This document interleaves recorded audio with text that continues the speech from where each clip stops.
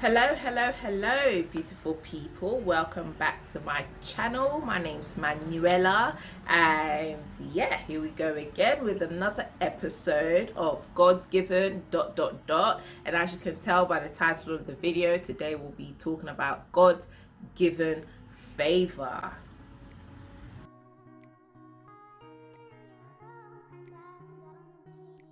God's given favor. I really just wanted to remind you guys, for those of you who don't know, I'm a Christian and this channel is all about the Christian faith and encouragement as well. And yeah, on Mondays I release videos called God Given ... And every week I talk about different topics regarding what God gives us and what we have access to in him and stuff like that. And so today I just want to talk about God's given favor, and this has derived from the story of Esther in the book of Esther in the Bible. I will encourage you guys to go and read it for yourself as well. So basically, Esther, she was a Jew, she was an orphan, both her mother and her father passed away, and so she was under the care of her uncle slash cousin by the name of Mordecai, who literally mentored her, took care of her, stuff like that. And during that time, the king, there was a king there, and he'd actually, his wife Vashti had been taken into prison because she just disrespected him. And so the king was out to look for a new wife. And so Mordecai encouraged his niece slash cousin to go and be part of, this whole ceremony to be chosen as queen. She became queen, but however, the king, even though she was the queen, she didn't always have access to the king like that. And there was a guy there called Haman who hated the Jews, who plotted against the Jews, who wanted to kill the Jews. Like, I would say maybe the second Hitler. And at the time, he was the Hitler at the time, I would say. And so Mordecai said to Esther, oh, okay, well, if you don't do something about it, we will all be done out here. And so Esther took a 3-day fast. She ate no food, had no water, I believe, as well. She took a fast with her and her mates and everything to say that, okay, that at the end of those 3 days, when I'll go and see the king, when I enter into the courtyard, when he sees me, he won't raise his sword against me. I'll be given access, basically. And so they all went on, and she said as well, for all the Jews to join her in the 3 days fast as well, simply for her as well to find favor in the eyes of the king, because the king, I think, even though she was the queen, she only had access to a certain point, but there was a certain point, if you went there and you didn't have access, literally you'll be dead. So her maids and the people of Israel and everything, they took a 3-day fast, and at the end of it, she had actually gone to the king. And when he saw her, I believe that he lifted up his scepter, meaning that, okay, he grants her access, that he will not kill her because she's kind of trespass, but he grants her access. And so by that, he asked her, okay, Esther, Queen Esther, what is your request? It shall be given to you, and up to half of the kingdom. God's given favor will place you in places where nobody in your family or in your surroundings or nobody that has ever been to. God's given favor will give you access to places that nobody that you have known has had access to them places before, such as parliament, such as kings and queens and stuff like that. God's given favor is something that you haven't done anything to even be able to acquire it, but it comes to you because God favors you. Again, it's simply something that you have done nothing to acquire it. You have done nothing to even have access to it, and it's God giving you a recognition before great men and women.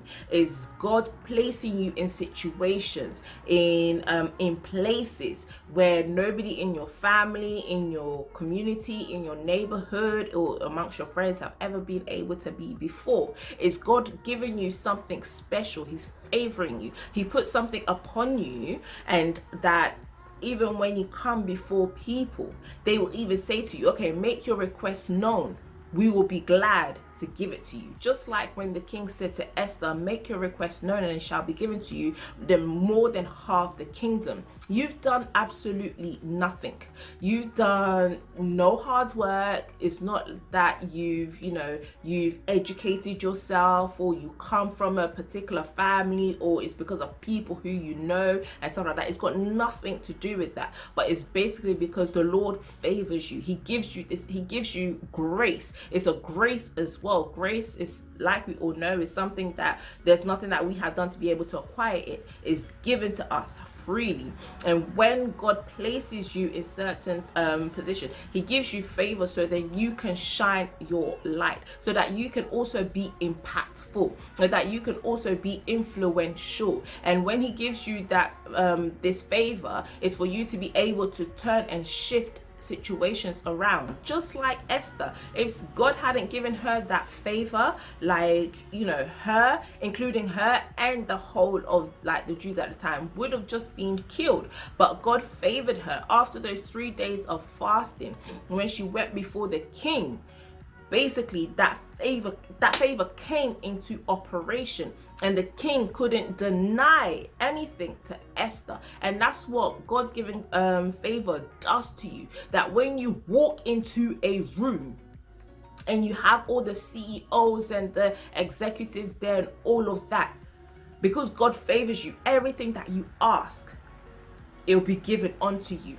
And again, like I said, with God-given favor, is God opening up doors that nobody will be able to ever open or shut for you.